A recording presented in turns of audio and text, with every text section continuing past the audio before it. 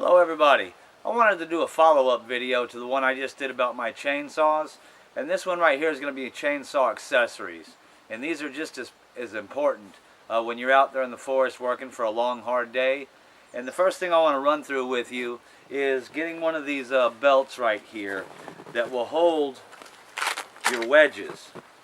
They've got a couple pouches inside here. It'll hold your falling wedges in there.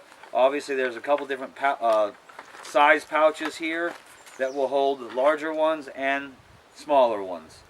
It's also got a nice little pocket right here to hold your chainsaw tool. Overall, this little belt right here has saved me so much time from dropping and picking up wedges and trying to find my tool and locating it out there. Another thing is one of these logger tapes. Generally, it doesn't matter whether you're cutting large lumber for timber framing or just dropping trees and knowing your measurements. It's also good for your firewood as well. You want to know how to buck up each section? Well, that's exactly what these tapes are for. And it's got a little hook on it, and you hook this onto the end of the butt of the tree, and you go walking down the tree, and then you can make marks with an axe. So this little add-on feature back here is a couple of years old now, and basically that's just going to hold an axe in the small of your back. So you drop a tree, you put your measure in, you walk down the tree, and as you're walking down the tree, you're making marks on the tree to where you're going to be bucking it up into sections. So overall, this belt right here has just saved me so much time. You got the chainsaw right here, but you basically got the whole package around you as well.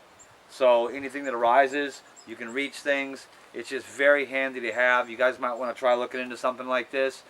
This model right here, very cheap, very inexpensive. I think this was like 15 bucks. You can buy the professional rigs all the way up to a couple $100 if you want to. That's fine. This one right here serves my purpose absolutely fine.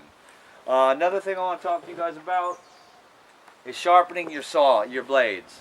Now, you can do it by hand, no problem. That's the way I've always done it. Oregon's got that real nice little angle grinder. Those things are fantastic. If you're running a chainsaw shop, I'm not sharpening 50, 60 chains a day. I've always appreciated hand sharpening my own chains. Now, this one right here by Still has got this actual angle finder that attaches to the file itself. This is all fine and great, but what I've always preferred to do was sharpen it just with this. I'll plug my saw down somewhere and then I do it myself. An angle grinder is going to get your chain a lot sharper, yes, that is true. And it's going to be a heck of a lot faster.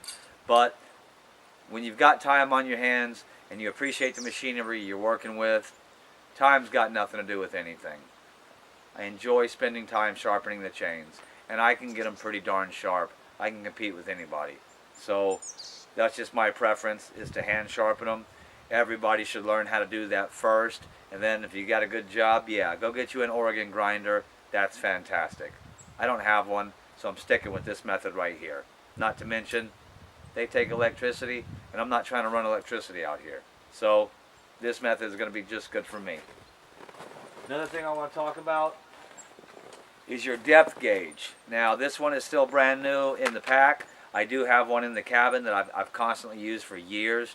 Your depth gauge is going to the rakers between each cutting tooth is your depth gauge. Now, what I constantly see people doing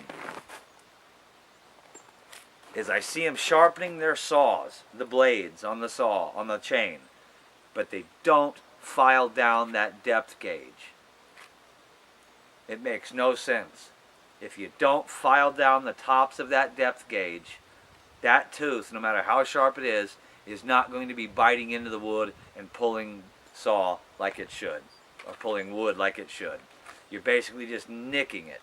So whenever you sharpen your blade, about every 4 or 5 sharpens on your blade, go ahead and file down the rakers. And that's what this little tool is right here. It sets right on top of the chain itself, and anything that's poking up through that little hole right there, you take this file and you run it sideways and you file down that raker gauge. If you do that, you're going to notice your saws are starting to rip through wood a heck of a lot more than what they used to. And it was because you forgot to file your rakers down. So, guys, this was only a couple bucks. Literally, I think it was $3-4. Wouldn't kill you to get one. Try it out. If you've got old, dull blades, a lot of times it's not an old, dull blade. It's the fact that your raker is too tall, your raker is up here, and your blade is down here. So your blade cannot dig into the wood. So invest a couple bucks, wouldn't kill you to do it. Another thing is when you're out in the forest, this little handy tool right here, if you're trying to sharpen your saw somewhere, what you do is you drive that into a stump or on top of the tree you just cut down, stick your bar in there, tighten it up, take your file and start filing your bar or your chain on your bar. And that's what this is made to do. It's made to pinch your bar, and then you'll drive those two spikes right down here into wood. And your saw is this way, and then the bar will come through here, and then basically you start filing all your teeth. This, once again, guys, was only a couple of bucks, but when you're out in the forest and you're trying to find a place to hold or angle your saw somewhere, yeah, you can do it. But for a couple bucks, pound this into a log, grips onto your bar, your saw is not moving. Once again, a couple bucks will save you a lot of time and energy and hassle.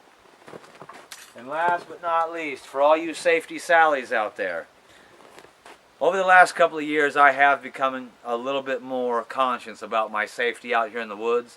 As a young man, I didn't care. Bigger the saw, sharper the saw, let's just go out there and hacksaw Jim Duggan, let's mow down an acre just for the hell of it. Well, not really, but you get what I'm saying. Now that I'm getting older, I realize that my safety is important. On 100 occasions, I've had sawdust fly up into my eye. I can get the majority of it, but there's always that one little piece that just sticks in there and you can't get it, and your eye's all crapped out for the next 3 or 4 hours, and it just drives you nuts. So I've tried all the goggles before, but the goggles fog up and it drives me crazy, so I wouldn't wear the goggles. So now my eyes are completely exposed. So I did nothing to alleviate or solve the problem. It wasn't until I bought these goggles right here called Bugs, and I'll go ahead and show you. It's B-U-G-Z. Now, that is mesh screen. So sawdust is not getting through here, or any big chunks of wood are not coming through there. I don't know whether that's going to come out or not, guys, but that is a mesh screen, so it will not fog up. So these have actually saved my bacon on a number of occasions. Yeah, they're safety glasses. Pretty self-explanatory, but finally, after years and years, I found a pair that actually didn't fog up because they're screen, mesh screen. They're not that plexiglass or that crap that always fogs up in your face, or sweat drips down. You know, it just becomes a hassle. So you're taking your safety device and you're throwing it away because it just becomes too big of a hassle. Until I found these. Once again, guys, I think these were 10, 12, 13 bucks, something like that.